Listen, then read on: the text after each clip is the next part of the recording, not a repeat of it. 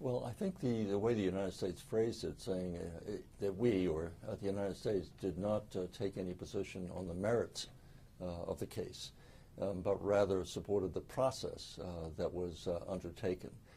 Under the UN Law of the Sea Convention, China is a signatory to that, and the process has been set up that the United States agrees with. Ironically, we have signed the treaty.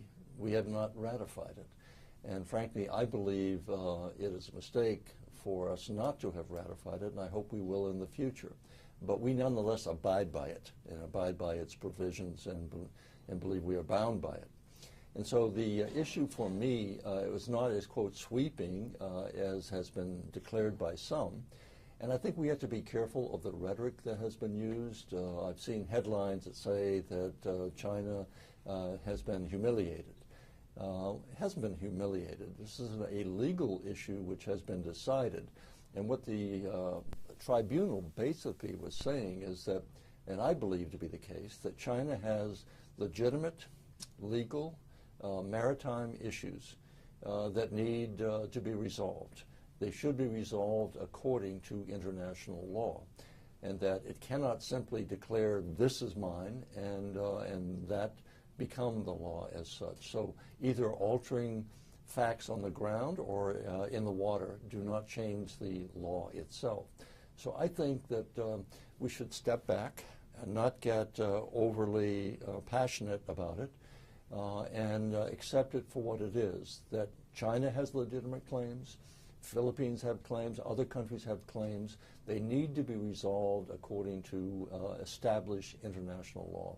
And my hope is that let some time pass.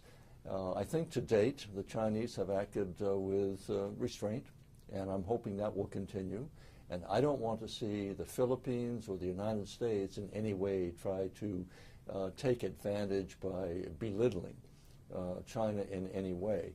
What we're saying is there are rules that should be followed. There are legal claims that China has and a maritime expertise that it has that needs to be laid out in a professional, legalistic way before a body that is entitled to make judgments. That's what I think the decision really represents. And you talked about U.S. belittling China in South China Sea issues. Some arguments had it that it was the U.S. Pursuing this lawsuit with the Philippines as a surrogate. I know that was the case in terms of those who are asserting that. I have no basis to believe that at all. I think what the United States position has been, we want to see these issues resolved peacefully and not through the use of force by any party.